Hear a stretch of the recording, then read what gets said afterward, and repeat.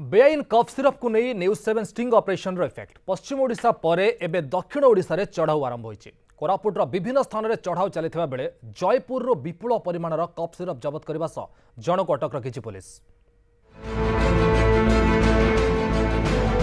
News 7 sting रो महाप्रभाव action mode रे Koraput drugs inspector एवं police बेआईन cough syrup कारबार नहीं पश्चिम ओडिशा परे एबे दक्षिण ओडिशा रे रेड। जयपुर रे बेआईन भाबे कफ सिरप मौजूद रखिबा अभियोग रे स्थानीय लिंगराज नगर रे पुलिस चढ़ाऊ करिछि। गणनाथ होमियोपैथिक दुकान रे चढ़ाऊ करी विपुल परिमाणर कफ सिरप जबत करने सहित दुकान मालिकों को अटक रखिछि पुलिस।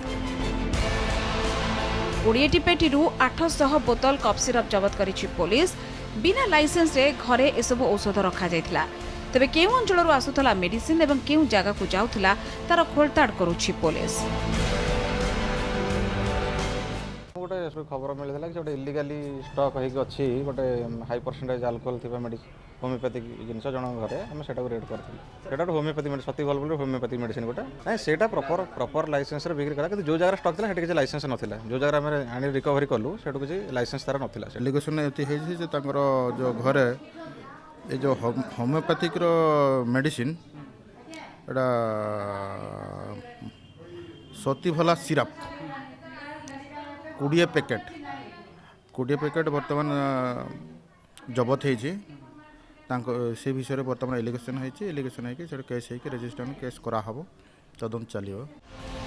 गणनाथ होमियोपैथी दुकान जिलार विभिन्न स्थान को कफ सिरप बिक्री जाउथला। एतरे 40% अल्कोहल थिबारु लोके निशा पाई व्यवहार करुवा अभियोग होइछे। तेबे सबु औषध होमियोपैथिक एवं एई औषध बिक्री उपरे प्रतिबंधक नाही। स्टॉक अनुसार बिल नथिबा सह बेआईन भाबे घरे मौजूद रखिबा अभियोग रे पुलिस कार्यानुष्ठान नैथिबा से कहिसंती। कौन से चोर धंदा करनी सर कौन कहबे कौन आमर बिल आना बिल केते काटिनी मु कौन चोर धंदा करनी कौन मैं डरबी मु बिल आनी किंतु बिल काटिनी केतर बिल एबे काटिबी नाई नहीं कौन से आम बिल सब देखली सर बिल आनियार सब बिल देखली। गतकाली सुनाबेड़ारू मध्य विपुल परिमाणर कफ सिरप जबत करा जायतिला। वर्तमान सुधा पश्चिम ओडिशा रे बेआईन कफ सिरप बिक्री घटना रे 52 जन को बांधी सारिछि पुलिस। न्यूज 7 देखाइथिला केमिति चलीथिला बेआईन कफ सिरप कला कारबार। स्टिंग ऑपरेशन करी सिरप स्लो पॉइजन नारे करिथिला प्रसारण। यहा परे एक्शन मोड को आसिथिला स्वास्थ्य विभाग सेबेठरू चलीछि तनाखना आउ एबे पड़िला दक्षिण ओडिशा पाळे। जयपुर कैमरा पर्सन राजा साना सह पद्मनाभ होता रिपोर्ट न्यूज 7।